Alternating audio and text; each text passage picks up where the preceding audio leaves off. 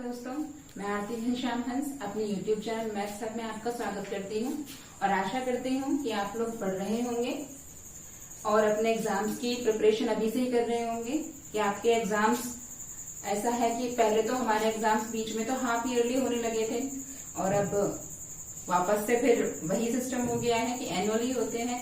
तो एनुअल में हमें प्रिपरेशन उसी के हिसाब से करनी होती है। सेमेस्टर वाइज जब सिस्टम था तो उसमें बहुत इजी था बच्चों का अच्छे मार्क्स लाना क्योंकि ऑब्जेक्टिव ज्यादा था उसमें। और अब हमारा है एनुअल, तो एनुअल में उसके हिसाब से आप प्रिपरेशन करते चलें। ओके, तो आज हम जो हमारे कल हमने 1.1 किया था उसमें हमारे 2 सम्स रह गए थे, आज हम उन्हें कंप्लीट करते हैं। ठीक है, तो आइए स्टार्ट करते हैं। व्याख्या कीजिए कि 7 गुणा 11 गुणा 13 जमा 13 और ये भाज्य संख्याएं क्यों हैं। सबसे पहले तो हमें भाज्य और अभाज्य संख्याओं का कॉन्सेप्ट क्लियर होना चाहिए।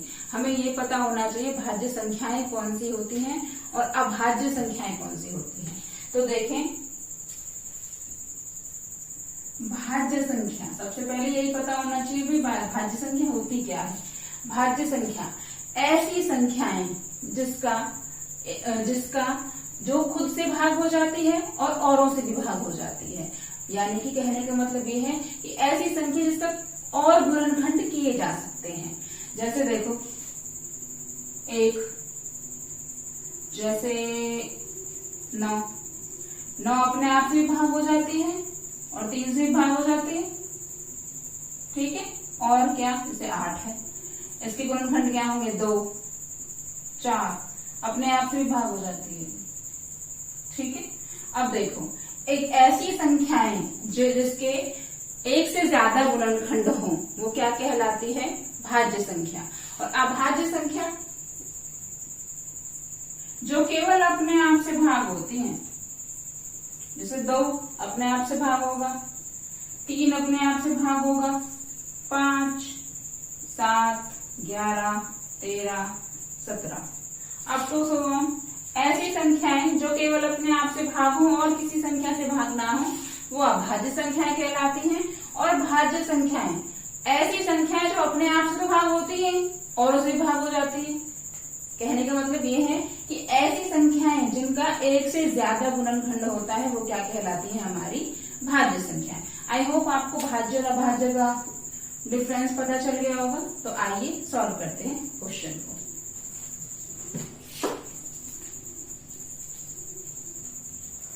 देखिए,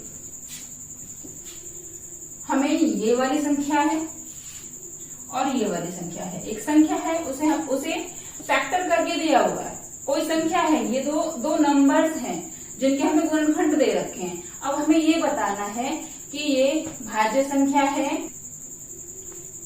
देखिए, अब हम बारी बारी से ना पार्ट्स के करके सॉल्व करते हैं। इसको मान लेते हैं हम लेफ्ट हैंड साइड, इसको मान लेते हैं राइट हैंड।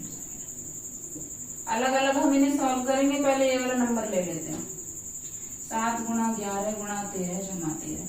अब हमें पता कैसे चलेगा कि ये भाज्य संख्याएं हैं और क्यों हैं। मैंने अभी आपको बताया कि भाज्य संख्याएं वो होती हैं जिनके एक से ज्यादा गुणनखंड हो। तो हम इसे सॉल्व करते हैं और पता करते हैं कि इसका एक ही गुणनखंड है। एक गुणनखंड अगर होगा, केवल एक होगा, तो वो कहलाएगी अभाज्य। और अगर कई सारे गुणनखंड होंगे, कई सारे फैक्टर होंगे, तो वो कहलाएगी भाज्य। तो देखिए, 7 गुणा 11 77, 11 7 77 गुणा 13 जमा 13।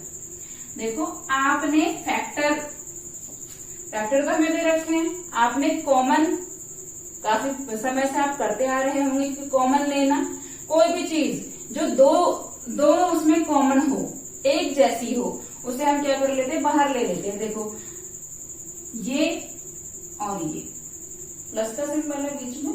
आप इन दोनों में से देखो, कुछ कॉमन है, कुछ एक जैसा दिखाई दे रहा है आपको। हाँ भाई, 13 और 13 एक जैसी संख्याएं हैं, बाहर ले लेती हूँ। देखो, इसमें से मैंने 13 ले लिया तो यहाँ क्या बचा, 77। और इसमें से मैंने 13 ले लिया, यहाँ से भी मैंने 13 ले लिया, तो क्या बचा, एक ही तो बचा। अब देखिए, 13 गुणा देखो जहां पे भी कोई निशान ना हो वहां किसका मानते हैं, मल्टीप्लाई का। ब्रैकेट का मतलब ही ऑफ होता है, ब्रैकेट का मतलब ही गुणा होता है। 77 जमा 1 कितना हुआ हमारा 78। अब देखो आप इस संख्या का तो कोई गुणनखंड, देखो आप यहां देख लेते हैं, इस संख्या का तो कोई गुणनखंड हो ही नहीं सकता 13 का तो, पर 78 का गुणनखंड हो सकता है।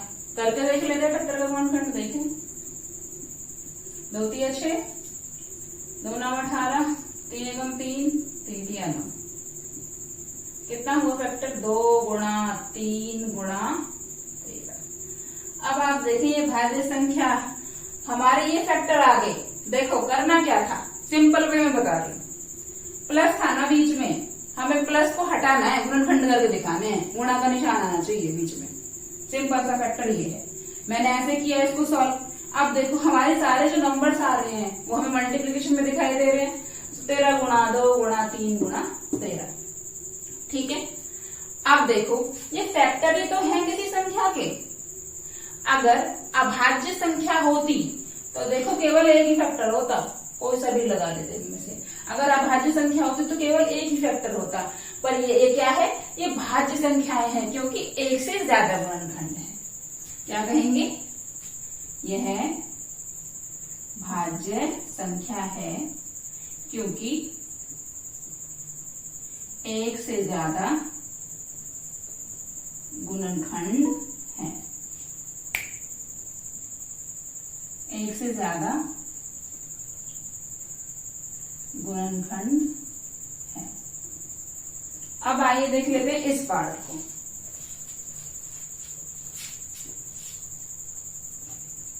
देखो इस पार्ट को देखते हैं, करना वही है।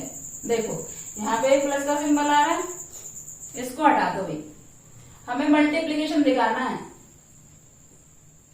ठीक है, करो 7 गुणा 6 गुणा 5 गुणा 4 गुणा 3 गुणा 2 गुणा 1 जमा 5। अब देखो जमा के बाद वाला देखो और जमा से पहले वाला देखो, तुम्हें कुछ कॉमन दिखाई दे रहा है। देखो ये प्लस है बीच में, ठीक है। उसके बाद आप देखिए प्लस के सामने वाला देखें और प्लस के बाद देखो, प्लस से पहले वाली संख्या देखो और प्लस के बाद वाली संख्या देखो। प्लस से पहले और प्लस के बाद कुछ कॉमन दिखाई दे रहा है आपको। देखो यहाँ भी 5 है, यहाँ भी 5 है, जो भी कॉमन है, जो भी दोनों में एक जैसा है उसको हम क्या ले लेते हैं, बाहर ले लेते हैं। 5 मैंने बाहर लिया भाई, अंदर कितना बचा 7 गुणा 6 गुणा 4 गुणा 3 गुणा 2 गुणा 1 जमा 5 नहीं सॉरी, देखो 5 तो मैंने यहां से ले लिया, तो क्या बचा, एक ही तो बचा। करो अब इसे सॉल्व कर लेते हैं। देखें 7 6 42, ठीक है, इंटू 4 3 12 दूनी 24 जमा 1। करें सॉल्व। जब 42 और 24 को मैं गुणा करती हूँ तो कितना आता है, 4 दूनी 8, 4 चौक 16, 2 दूनी 4, 2 चौक 8, 8 6 4 10 और 8 2 10, कितना आता है मेरा 1008 जमा में 1। अब आप देखें 5 1008 जमा 1 है, इसको मैं 1008 में 1 जमा कर दूंगी तो भाई कितना आ जाएगा, 1009 आ जाएगा। अब देखो 5 गुणा 1009, 1009 का कोई फैक्टर नहीं होता, पर आप देखें यहाँ केवल एक गुणनखंड दिखाई दे रहा है आपको या 2 गुणनखंड दिखाई दे रहे हैं, 2 है, 1 और 2। अगर एक से ज्यादा गुणनखंड है तो संख्या भाज्य है। क्या होगा, ये भाज्य संख्या क्यों है, कारण क्या देंगे आप, कारण बहुत जरूरी होता है। कारण ये है क्योंकि एक से ज्यादा गुणनखंड है, इसलिए ये क्या है, भाज्य संख्या है। इसमें हमने क्या किया कुछ नहीं है, इन सिंपल वे क्या किया है भाई, मुझे प्लस को हटाना था, मुझे गुणनखंड की फॉर्म में लाना था, मैंने प्लस को हटाया, सारा जो सवाल है मैंने गुणा की फॉर्म में ला दिया, मल्टीप्लिकेशन में ला दिया मैंने सारा सवाल। और हमें पता है एक से ज्यादा गुणनखंडों की संख्या भाज्य होगी, ऐसे ही इसी में किया है, प्लस का सिंबल है, यही हमने रिमूव किया यहाँ से, देखें इन लास्ट, ठीक है। ये गुणनखंड की फॉर्म में आया है, और अगर एक से ज्यादा गुणनखंड होंगे तो हमारी संख्या क्या होगी, भाज्य होगी। देखें लास्ट क्वेश्चन है हमारा, देखते हैं। किसी खेल के मैदान के चारों ओर एक वृत्ताकार पथ बना हुआ है। इस मैदान का एक चक्कर लगाने में सोनिया को 18 मिनट लगते हैं, जबकि एक चक्कर पूरा करने में रवि को 12 मिनट लगते हैं। मान लीजिए कि वे दोनों एक ही स्थान और एक ही समय पर चलना प्रारंभ करके एक ही दिशा में चलते हैं। कितने समय बाद पुनः प्रारंभिक स्थान पर मिलेंगे? क्या कह रहा है कि खेल का मैदान है वृत्ताकार खेल का मैदान है तो गोल होगा, ठीक है। वो कह रहा है सवाल में कि सोनिया एक चक्कर पूरा करने में 18 मिनट लेती है और एक चक्कर पूरा करने में रवि को 12 मिनट लगते हैं। तो हमें ये बताना है कि एक ही समय पर चलना प्रारंभ करके एक ही दिशा में वो कितने समय बाद पुनः जहां से उन्होंने रेस शुरू की थी, जहां से उन्होंने चक्कर लगाना शुरू किया था, वहां दोबारा उस स्थान पर कब मिलेंगे, ये बताना है। कितने समय बाद मिलेंगे? देखो यहां से शुरू करते हैं। मान लो यहां से लगाएंगे चक्कर, यहीं आकर दोबारा मिलना है। एक जल्दी लगा लेता है, एक थोड़ी लेट लगाते, एक 12 मिनट में लगा लेता है, तो लड़की लगाती है 18 मिनट में। हमें ये बताना है कि दोनों वापस कितने समय बाद मिलेंगे। जब भी ऐसा क्वेश्चन होगा हम एलसीएम निकालेंगे, ठीक है।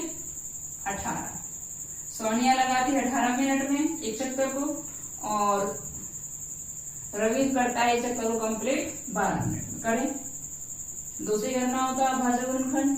2 नाम 18, 3 तिया 9, 3 एकम 3। इसको करें 2 छिक्के 12, 2 तिया 6, 3 एकम 3। अब एलसीएम निकालना मैंने आपको कल बताया था। करना क्या होता है एलसीएम में, पहले तो दोनों के फैक्टर लिखो 18 का। 2 गुणा 3 गुणा 3, 12 को लिखो 2 गुणा 2 गुणा 3। पहले तो ये देख लो जो कॉमन आ रहा है, क्या आ रहा है? तो ये 2 कॉमन आ रहा है दोनों में, एक ये 3 कॉमन आ रहा है। सबसे पहले जो कॉमन आ रहा है उसको मत देखो, केवल किसको देखो? देखो 3 और 2 देखा मैंने, बस जो कॉमन आ रहा था उसको नहीं लिखा है मैंने पहले उसको लिखा है जो कॉमन नहीं था, 3 गुणा 2। अब जो कॉमन आ रहा है ना उसमें से एक नंबर ले लो, दोनों नहीं लेने हैं, एक लेना, इसमें से एक 3 ले लो। 3 दूनी 6, 6 दूनी 12 और 12 तिया 36। तो 36 मिनट बाद वो क्या करेंगे? दोनों वापस प्रारंभिक स्थान पर मिलेंगे। आई होप आपको इस वीडियो से बहुत हेल्प मिली होगी। अगर आपको इस वीडियो से कोई हेल्प मिलती है तो हमारे चैनल को लाइक करें, शेयर करें, सब्सक्राइब करें और बेल आइकन को प्रेस करना ना भूलें। Thank you.